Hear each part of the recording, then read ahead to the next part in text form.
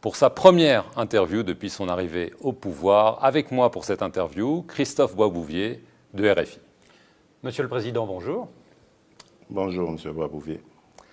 Monsieur le Président, vous allez fêter le 30 juin, l'anniversaire de l'indépendance, dans l'Ituri, dans le nord-est. C'est une région où il y a eu de nombreux massacres, y compris très récemment. Plus de 160 personnes auraient été tuées depuis le début du mois. Mais plus largement, dans l'est du pays, des dizaines de groupes armés sèment le trouble depuis des années. Alors, au-delà du symbole d'aller là-bas pour cette date si symbolique, qu'est-ce que vous comptez faire pour éradiquer ce fléau des groupes armés ? Tout d'abord, je préfère le terme « commémorer » plutôt que « fêter », parce qu'il n'y a pas de raison de faire la fête pendant que un certain pan de la maison brûle. Ici, il y a lieu d'aller vers ces populations de nos compatriotes qui sont en détresse pour le moment. Et le but est de les réconforter, bien entendu, mais aussi de leur apporter des solutions. Et les solutions ici, je les vois à 3 niveaux. Il y a d'abord le renforcement des capacités de nos forces de sécurité et de défense.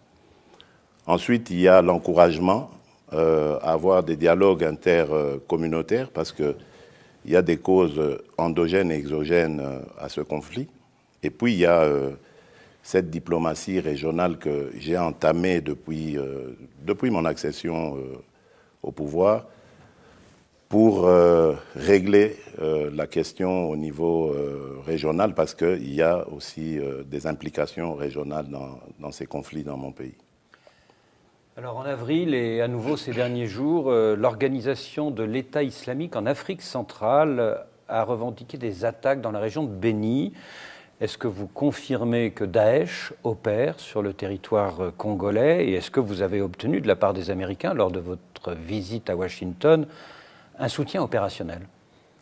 En tout cas, selon les renseignements en notre possession, les ADF se sont inscrites dans cette logique terroriste prônée par l'État islamique.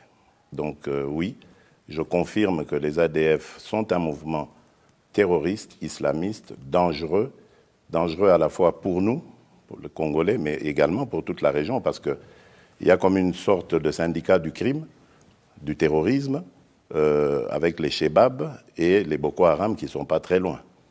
Donc ça c'est clair, et nous avons l'appui des États-Unis là-dessus, mais pas seulement, de toutes les autres nations qui forment l'organisation internationale contre le terrorisme. Le Congo en fait partie depuis mon passage à Washington, parce que j'avais demandé évidemment la solidarité de toutes ces nations qui font face au terrorisme. Il y a des Américains au Congo aujourd'hui pour aider les FARDC. Bon, ça c'est pas une question qui pourrait, à laquelle je pourrais répondre.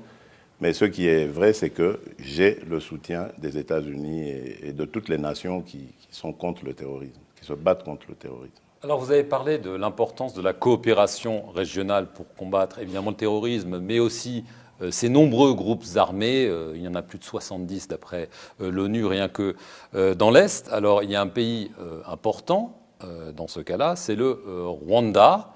Le président Paul Kagame est venu aux funérailles de votre père. Il y a une question qui se pose. Y a-t-il déjà des troupes rwandaises qui opèrent sur le sol congolais avec les forces nationales pour lutter contre ces groupes armés ? Ah ça non, je ne crois pas que nous ayons besoin d'en arriver là. Non, je ne pense pas. Mais en revanche, il y a une très très bonne entente, que ce soit avec le Rwanda ou avec l'Ouganda, le Burundi, bref, avec tous les voisins. Donc c'est pour ça que j'ai, dès mon accession aux affaires de l'État, entamé cette tournée régionale, ou ces tournées régionales, parce que j'en ai fait plusieurs, c'est dans le but d'établir une coopération entre ces pays et nous, pour évidemment unir nos efforts, nos intelligences, nos capacités, afin d'éradiquer tout cela. Parce qu'il il y a à la fois des groupes armés locaux au Congo, mais aussi étrangers, qui menacent la sécurité de ces pays. Et donc, nous devons travailler de concert pour éradiquer tout cela. Donc Paul Kagame est un partenaire fiable à vos yeux? Ah oui, absolument, et nécessaire. Paul Kagame, Yoweri Museveni, Nkurunziza et bien d'autres, Magufuli, enfin tous sont des partenaires essentiels pour la paix et la sécurité dans la région. Ce dimanche 30 juin, l'opposition veut organiser une manifestation à Kinshasa. Le gouverneur de la ville l'interdit, mais l'opposition la maintient au nom du droit constitutionnel à manifester. Est-ce que vous approuvez cette interdiction du gouverneur et est-ce qu'il faut craindre une répression brutale comme au temps de votre prédécesseur?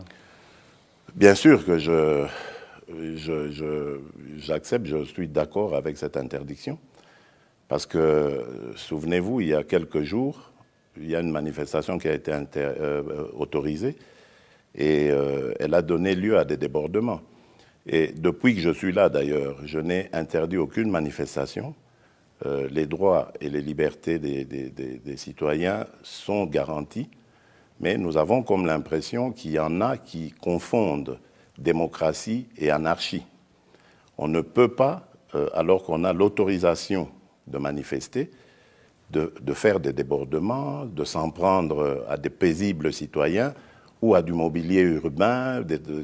C'est des choses inacceptables. Il ne faut pas craindre une répression brutale? Il n'y aura pas de répression.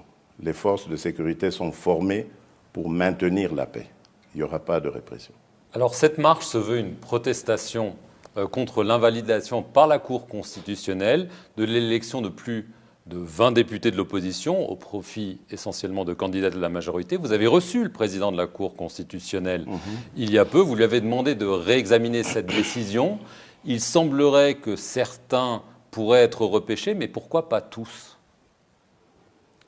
Écoutez, d'abord, j'aimerais dire ici que je ne m'immisce pas, je ne dois pas m'immiscer dans la justice, le fonctionnement de la justice. La justice doit être indépendante, elle ne doit pas subir de pression. Lorsque j'ai reçu le président de la Cour constitutionnelle, c'était pour en savoir plus sur ces arrêts qui étaient pour certains scandaleux. Et j'ai eu l'explication qu'il fallait.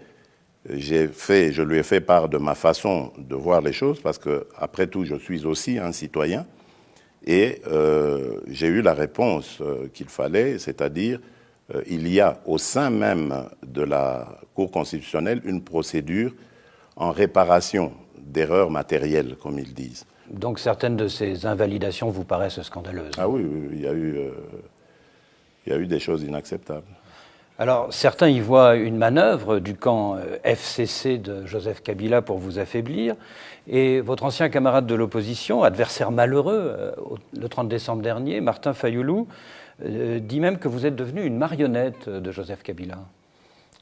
Bon, vous savez, en politique, lorsque vous avez un certain statut, et c'est le cas avec moi, je suis le président de la République, je dois accepter les bons points comme les mauvais points. M. Fayoulou a le droit de s'exprimer à partir du moment où il ne diffame pas. Il a le droit de s'exprimer. Nous sommes en démocratie, en tout cas nous essayons de l'être. Moi, je ne pense pas que je suis une marionnette. J'ai privilégié, et ça il faut le dire, la stabilité de l'État. Nous sommes dans une alternance qui s'est historiquement bien déroulée. Je crois qu'il faut préserver la paix et la stabilité du pays. Et c'est peut-être ça qui fait dire à certains que je suis une marionnette, parce qu'ils espéraient peut-être qu'il y ait du sang, qu'il y ait de la violence, comme nous avons toujours été habitués depuis nos années d'indépendance. Mais cette fois-ci, mal leur en a pris, parce que il n'y aura pas de sang, il n'y aura pas de violence. Donc les choses devront se passer normalement, et bon, voilà ce que je peux dire. Alors, à l'origine de ces tensions, il y a évidemment le scrutin présidentiel controversé. Alors certes, la Cour constitutionnelle vous a proclamé vainqueur, mais la conférence épiscopale, la CENCO, forte de ses 40 000 observateurs, ainsi que des données attribuées à la commission électorale elle-même, ont donné Martin Fayulu largement vainqueur. Est-ce que vous comprenez que du coup, la proclamation de votre victoire soit toujours si controversée? Je ne le comprends pas, d'abord parce que ce que vous dites de la CENCO n'est pas vrai. La CENCO n'a jamais démontré ce qu'elle a avancé. Il y a eu prétendument, il y a eu prétendument, il faudrait lui poser la question, il y a eu prétendument 44 000 observateurs de la CENCO, ce qui n'est pas vrai, puisque la CENI n'en a accrédité que 17 000.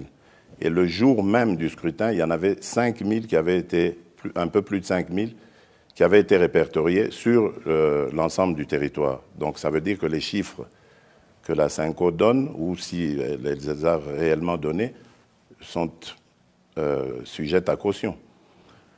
Ensuite, le candidat malheureux lui-même a eu mondialement l'occasion de démontrer qu'il avait raison, devant toutes les caméras du monde. Il n'a pas réussi à le faire. Pour moi, c'est passé. Aujourd'hui, d'ailleurs, je suis en très bon terme avec les évêques de la CENCO, et ils ne sont plus revenus sur cette affaire. Regardons devant, c'est le Congo qui m'importe et plus rien d'autre. Comment expliquez-vous tout de même, Monsieur le Président, que les procès-verbaux de vote du 30 décembre n'aient jamais été publiés par la Commission électorale, alors que c'est pourtant la loi qui le stipule. Ça, il faut demander à la CENI. Nous avons nos propres PV, je vous l'ai dit, nous les avons confrontés avec ceux que certains observateurs de la CENCO avaient. Donc, nous, en tout cas, nous avions nos chiffres, nous étions prêts à aller partout et nous avons été à la Cour constitutionnelle avec ces chiffres-là. Nous avions attendu le contraire, il n'y a pas eu. Maintenant, la CENI, c'est aussi une institution à part. Moi, je ne peux pas répondre des faits de la CENI. En tout cas, mais c'est vrai qu'il y a eu toutes ces irrégularités, qu'on les appelle comme ça ou pas, constatées. C'est pour ça que je dis qu'à l'avenir, pour éviter cela, nous allons maintenant lancer le recensement et l'identification de la population. Cela nous mettrait à l'abri de ce genre d'erreurs regrettables. En tout cas, de nombreux pays africains, occidentaux ont émis de sérieux doutes sur la vérité des urnes. Le ministre français des Affaires étrangères a même parlé d'une espèce de compromis à l'africaine. Oui, mais rappelez-vous, en 2011 et même en 2006, où il y a eu 2 guerres dans la ville de Kinshasa, on a eu droit aux mêmes contestations. La vie ne s'est pour autant pas arrêtée. Oui. Ben, voilà, donc ça veut dire qu'il y a quelque part une raison pour laquelle les résultats sont toujours controversés. Et pour moi, c'est à cause du recensement qui n'a jamais eu lieu dans ce pays et de l'identification de la population. C'est pour ça que, à certains moments, certains malins peuvent fabriquer des électeurs ou multiplier des électeurs en multipliant les enrôlements, etc. Mais ça, on compte l'éradiquer en passant par le recensement et l'identification de la population. Sinon, nous retomberons toujours dans ce genre de contestations qui sont regrettables et qui amènent parfois des débordements. Alors, je veux en venir à la situation actuelle. Lors d'une visite en Angola en février, vous avez évoqué un accord politique entre le FCC de Joseph Kabila et votre coalition Cash. Y a-t-il un accord entre vous? On ne le connaît pas. Y a-t-il un accord écrit, verbal, et qu'y a-t-il dans cet accord? Au départ, il y avait un accord verbal pour coaliser nos forces. Parce que la situation est inédite. On n'a jamais eu un président d'un autre bord politique et une majorité parlementaire différente. Et donc, ici, on s'est dit, OK, l'idée est là, on lève l'option de coaliser, d'autant plus que idéologiquement, nous avons une même sensibilité, c'est-à-dire social-démocrate. Maintenant, il faut se mettre d'accord sur le programme de gouvernement, sur la formation même de ce gouvernement, des hommes et des femmes qui vont le composer, Et c'est tout ça que nous sommes en train de faire actuellement. Au lieu de la cohabitation qui aurait été assez, moi je pense, dramatique pour notre pays, parce que jamais vécu, nous avons opté pour la coalition parce que, comme je le disais, nous avons une même approche idéologique. Donc ce serait beaucoup plus facile de coaliser nos forces. Et donc c'est dans cela. Donc le reste, cette spéculation qui prétend à dire qu'il y a eu des arrangements, qu'il y a eu des deals. Oui, si deal il y a que ce deal de mettre nos forces ensemble, c'est tout. Et le reste, il sera écrit. Il est en train de l'être. Oui, il sera écrit. Mm-hmm. Depuis votre élection, vous avez libéré plusieurs prisonniers politiques, comme un grand ami de votre père, Diomi Dongala. Vous avez limogé le chef de l'ANR, les services secrets. Vous avez permis le retour de Moïse Katumbi, qui, chacun sait, est l'ennemi intime de Joseph Kabila. Est-ce que ça a été difficile? Est-ce que vous avez dû être très, très persuasif avec votre prédécesseur? Non, mais nous sommes deux hommes d'État, donc on ne peut pas s'empêcher d'en parler. Mais il n'est pas là pour me faire de l'ombre.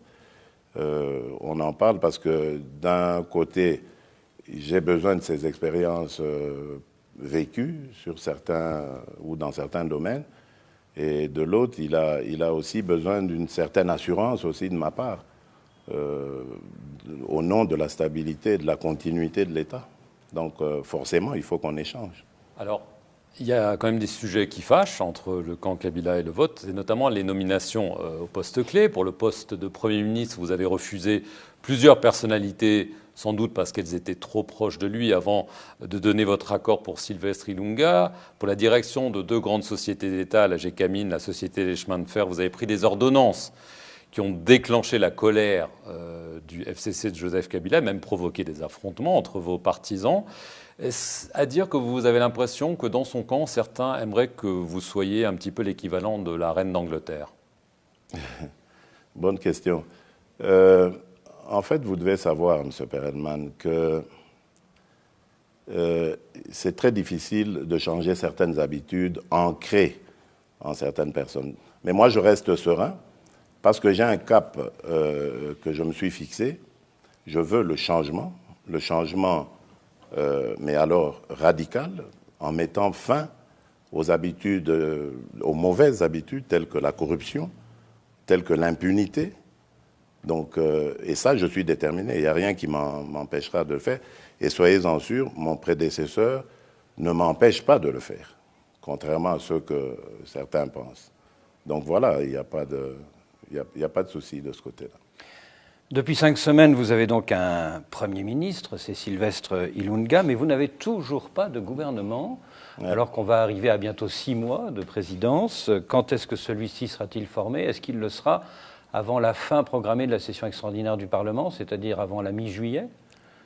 Bon, d'abord, ce que j'aimerais dire, c'est qu'on arrête une bonne fois pour toutes de stigmatiser le Congo comme si nous étions le seul pays au monde où il y a eu plusieurs semaines sans gouvernement. Je vous rappelle que même dans des pays à tradition démocratique comme la Belgique, que je connais très bien, ou l'Allemagne par exemple, il y a eu aussi des mois et des mois sans gouvernement. Donc ça, c'est pas du tout un cas unique au Congo. Ensuite, je vous dirais que ce qui se passe, c'est simplement le fait, comme je vous ai dit, de certaines habitudes qui s'étaient installées et de certains réflexes que les uns et les autres ont gardés. Mais l'essentiel est d'avancer et nous avançons. Nous avançons vers le dénouement. Il y aura bientôt un gouvernement. À quel moment exactement, je ne sais pas, parce que ces discussions, c'est vraiment poste pour poste,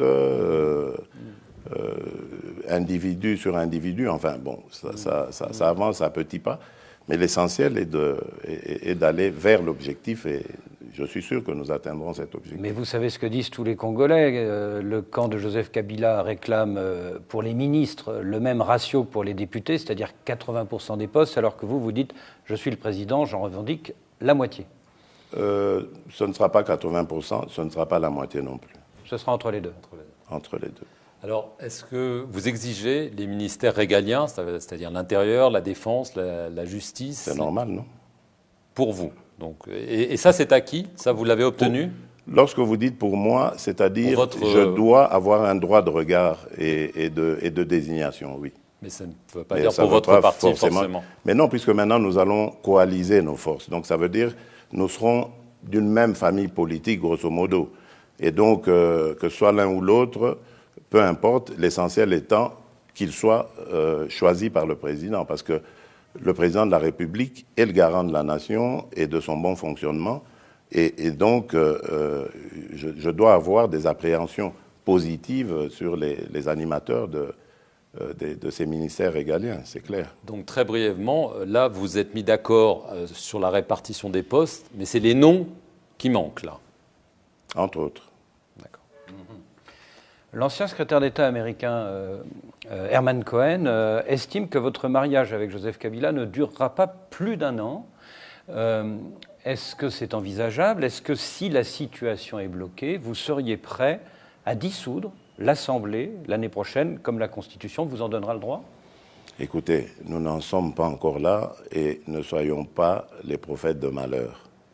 Moi, je souhaite tout le bien possible à mon pays et ce scénario, je ne l'envisage pas du tout parce que je crois que nous sommes entre compatriotes et nous voulons, je pense encore là, le bien de nos compatriotes, de notre peuple.